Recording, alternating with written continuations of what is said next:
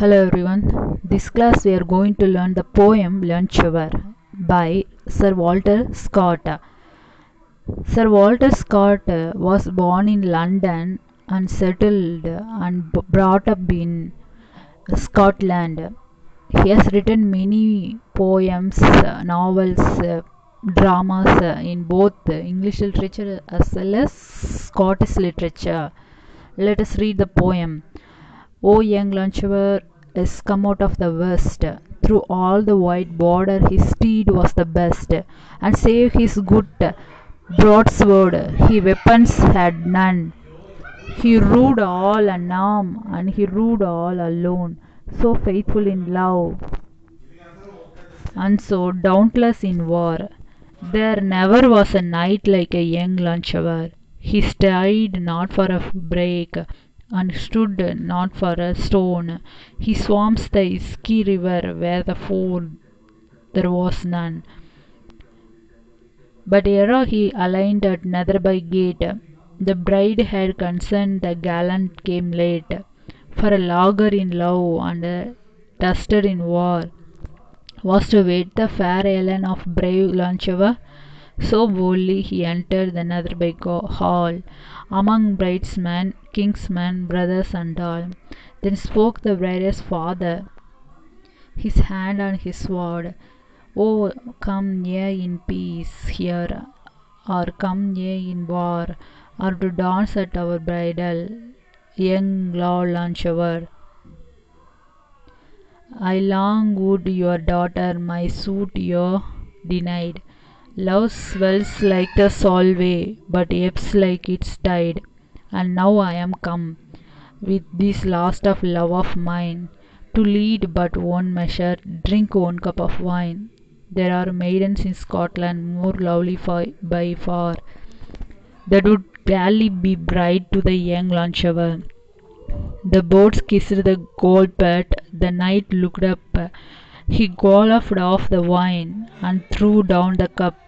She looked down to bless, and she looked up to sign, with a smile on her lips and a tear in her eye. He took her soft hand, ere her motherhood bar. Now trade we measure, said young Lunchever, so steadily his form, and so lovely her face, that never a hall such a Goliard did grace, while her mother did freight, and her father did foam, and the bridegroom stood dancing his bonnet and bloom. So let us see the explanation. First stanza summary. The poem starts with introduction of the protagonist, the hero, by the name of the Lunchever. He is courageous knight and untried romantic. He is described as the dawning of sun, rising of sun. The brave heart is skilled fighter and needs no other weapon than his steadily sword to send terror down his enemies' spine. He is Soul Crusader who enters the field of battle with a total confidence in his abilities and swordsmanship. Another striking trait of Lunchever is his loyalty and resolutiveness in love. He loves Ellen, who is getting married to a timid and lethargic man. She and Lunchever is a perfect match, but Ellen's father, the king, disapproves of the knight. Summary of second stanza. Now the poet describes various feats and accomplishments of the young Lunchever. He never leaves any battle half-bought. He is tireless in his pursuit of victory and glory. He has swum through rivers like a river Eske, which is very deep and fast, where it was being crossed by some stream. It was a deep river that he crossed bravely and without any fear. But his final and most difficult battle is Netherby Gate, where his beloved Ellen has agreed to marry another man who is not worthy of her beauty and grace. Now he has arrived at the battle to win back his lost love. Ellen considered Loncheva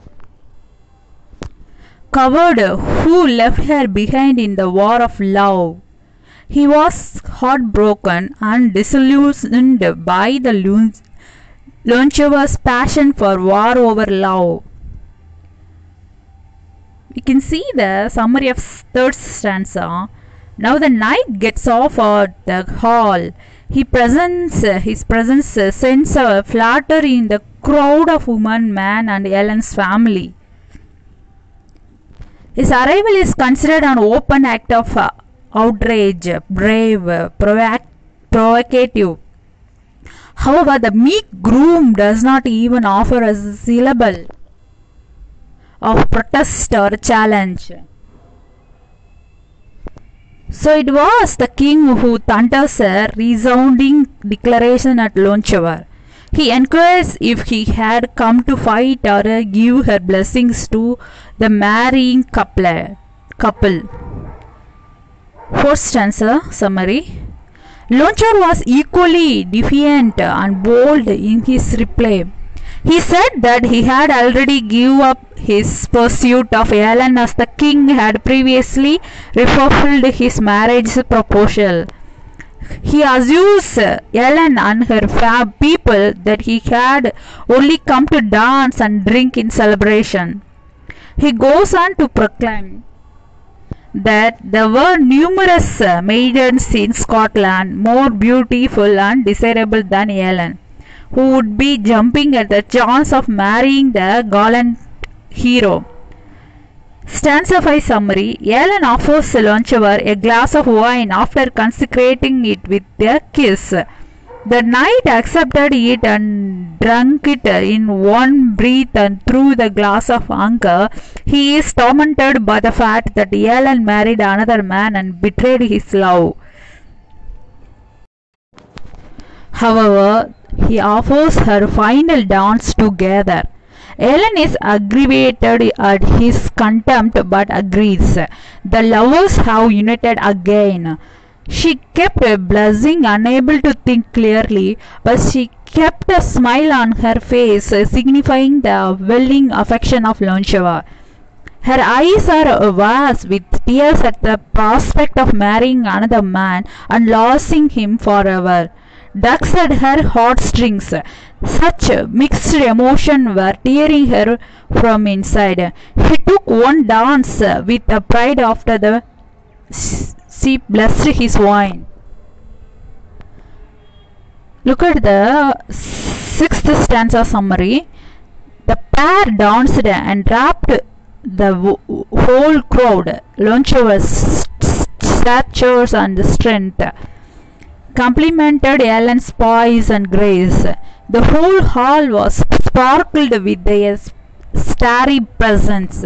Ellen's mother was anxious, her father infuriated, and groom helpless and humiliated. They could not do anything to drive a wedge between the reunited lovers. The bridesmaids were entranced by the perfect match of Ellen and Loncheva as they swam across the floor. There were soft cries of exultation and admiration at the divine match they both made. We can see seventh stanza summary. Loncheva touched Ellen's hand and whispered in her ear. It was as if her disaffection for his alienation just melted away. She was hypnotized by his love. They both ran across the hall and reached for Loncheva's horse. He flung her on the horse and rose to take the reins in his hand. Determined and defiant, Loncheva proclaimed that he had won back his love and rode as hard as he could get away from the chasing pack of Ellen's kinsmen. Look at the summary of 8th stanza. The various clans of Scotland could not muster enough power to arrest the flirting couple and imprison their unfettered love. Ultimately, they relented and Ellen was never seen again in the region. She and her beloved rode triumphantly into the sunset. The story of Longsword became the favorite fable for the people so much so that it was considered unmatched in the term of heroism, romanticism, gallantry, and lion-heartedness. So this poem Longsword intertwines beautifully intricacies of romance, war, relationship, play. It also celebrates the triumph of love, victory of love over discord, and heroic action over grandside statement. Even though there is no explicit fighting in the poem, it has a wealth of implicit and cold moments of battle and one upmanship of a final victory.